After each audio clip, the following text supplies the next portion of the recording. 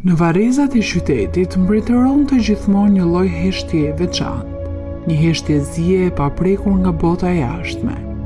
Gloria Dixon pshërëtiu e trishtuar, ndërsa shkoi drejt varrit të vajzës së saj.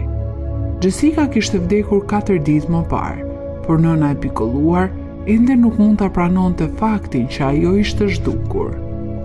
Të varrosësh fëmijën është gjithmonë e vështirë, sidomos në atë moshë, përshpëriti ajo. Ishte vetëm 40 vjeçë. Kishte gjithë jetën përpara, por tani e larguar. Zemra thjesht nuk mund ta duronte. Duke fshirë lotët, zonja Dixon pa që në disa vende tashmë kishte mbirë bar.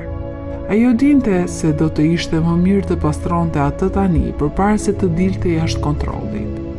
Kujdestarët e varrezave nuk ishin shumë të zellshëm për këtë, dhe preferuan që familjet të pastronin varret e të dashurve të tyre. Me që kohët e fundit kishte rënë shi dhe moti ishte i ngrohtë dhe i qetë, mbi varr kishte shumë bar të freskët. E përkullur gruaja moshuar filloi të pastronte atë centimetër pas centimetri. Nuk ishte lehtë, sepse barrat e këqin tashmë kishin zënë rrënjë. Me fat, dielli ishte tashmë lart në qiell. Ajri po ngrohej dhe po bëhej shumë e vështirë për të marrë frymë. Pasi mbaroi me barin, zonja Dixon u mbështet në gardë për të bërë një pushim për disa minuta. Papritur, ajo dëgjoi një tingull të çuditshëm aty pranë. Plaka u dro dhe shikoi përreth. Nuk ishte askush atje, përveç një palë, finca, ari të vendosura në një degë të shelkut të vjetër. Por tingulli nuk ngjante cicërimave të zogjve. Në fakt ishte më shumë si Zoti i dashur, ky është një zë njerëzor, përshpëriti Gloria Dixon. E përkullur mbi varr, ajo arriti të dalloj disa fraza. Jam ende gjallë, dikush të më ndihmoj. Zonja Dixon u trondit nga ajo që dëgjoi. Natyrisht ajo nuk mundi për asnjë moment të mendonte se vajza e saj Jessica mund të ishte ende gjallë. Ndoshta është një varrim i dyfisht.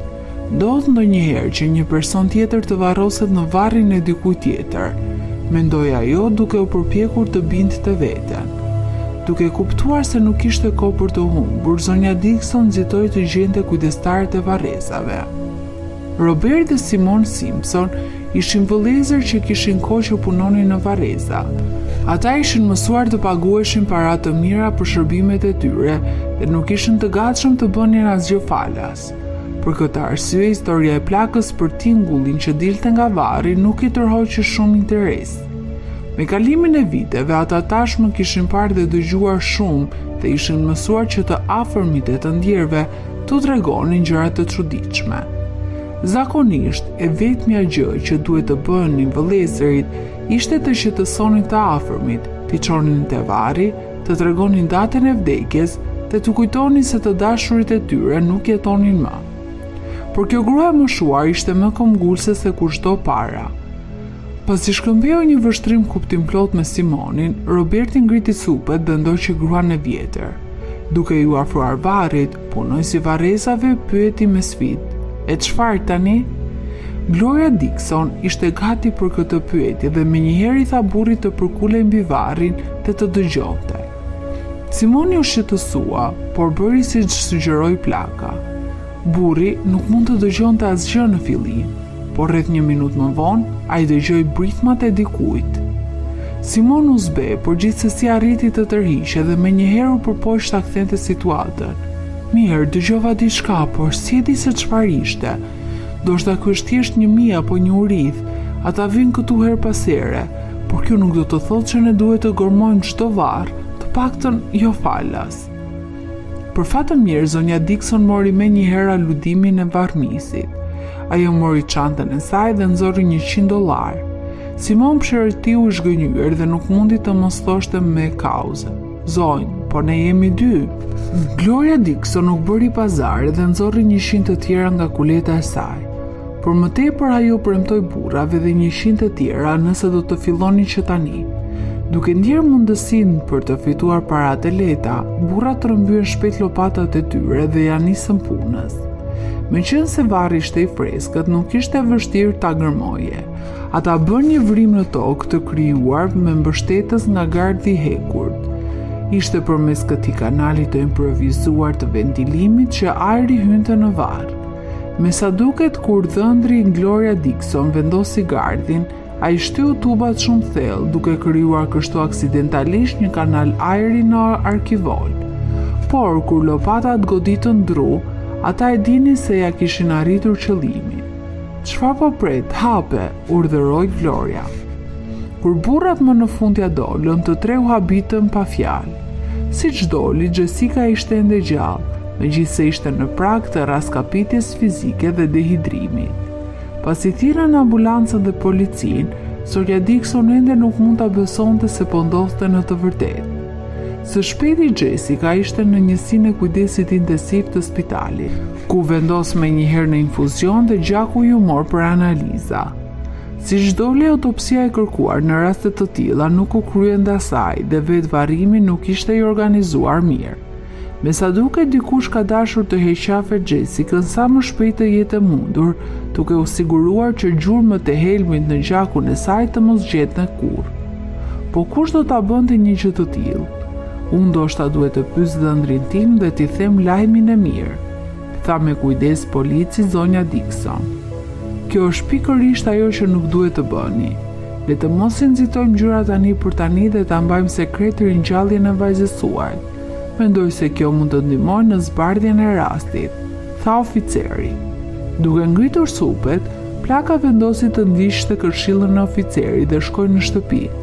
Megjithatë, zonja Dixon ende nuk mund ta kuptonte se kush do të donte të vriste vajzën e saj. E ulur në tavolinën e kuzhinës me një filxhan çaj, Plaka u përpoq të analizonte situatën, por nuk ishte shumë kohë për këtë. Shpejt dera e shtëpisë së saj u hap dhe dhëndri i saj, Stefan, hyri brenda. I riu donte të kalonte kohë me vjerën e tij, që ajo të mos ndihej kaq e vetmuar.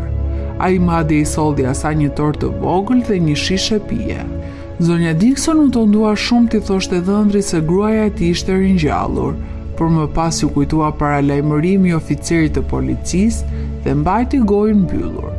Për më tepër, Stefani papritmas filloi të sillej disi në mënyrë të çuditshme. Ndërsa mbaroi duke derdhur një pije në gotë, ai u përpoq të nxirrte Gloria Dixon nga kuzhina në një pretekst të çuditshëm. Fillimisht ai kërkoi një peshqir, pastaj një meze të lehtë frutash, madje dhe një gotë tjetër.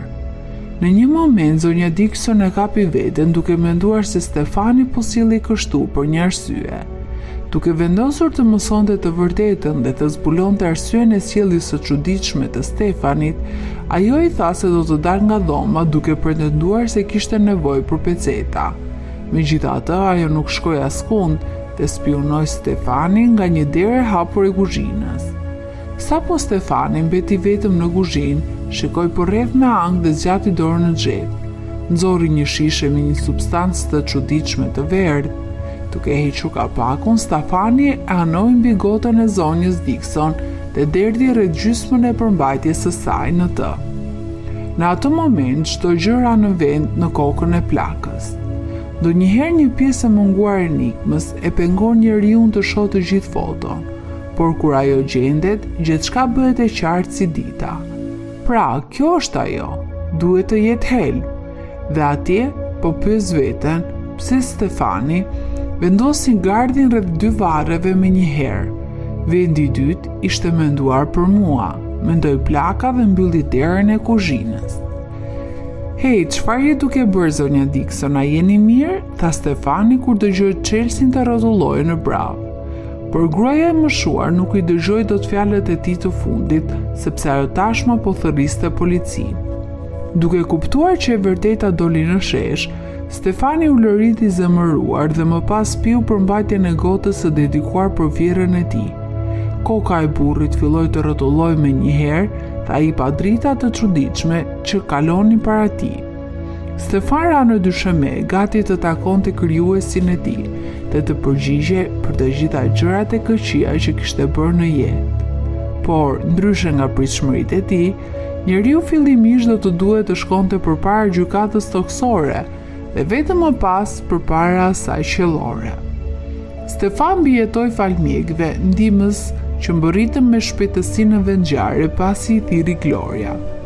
Sipas hetimeve të policisë, motivi I Stefanit kishte të bënte me paratë. Ai donte të merrte në dorë të gjitha asetet financiare të gruas së tij, por më pas ai kuptoi se në rast të vdekjes së Jessicës, një pjesë e trashëgimisë do të kalonte te Gloria.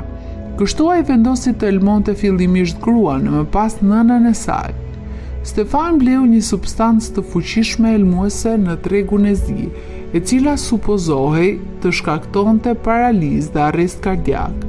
Megjithatë, vrasësi fatkeq ishte aq I nxituar saqë e solli Jessicën në morg kur ajo ishte ende gjallë. Patologu konfirmoi vdekjen e saj natyrale pasi mori një rishfet të rëndë natyrisht. Varrimi organizua në kohë rekord, por jo pa dhënë rishfet disa personave të rëndësishëm. E vetmja gjë që burri nuk mund të kishte parashikuar ishte se helmi nuk do të ishte mjaft I fortë. Fal këtij fakti, Jessica erdhi në vete pas funeralit dhe arriti të merrte frymë përmes tubit që shërbente si mbështetje për gardhin metalik. Nëse Gloria Dixon nuk do të kishte ardhur për të pastruar varrin e vajzës së saj, kjo histori do të kishte një fund më tragjik. Kështu zonja Dixon jo vetëm që arriti të shmangte vdekjen e saj, por edhe shpëtoi vajzën dhe madje dëshkoi kriminalin që tregoi zgjuarsi të pabesueshme dhe për pak ja doli me planin e tij. Tani që kërcënimi I afërt për jetën e Jessicës kishte kaluar, ajo filloi të shijonte përsëri jetën, duke besuar se një ditë do të takonte shpirtin e saj binjak, që do të sillte dashuri, respekt dhe mirëkuptim të ndërsjellët në jetën e saj.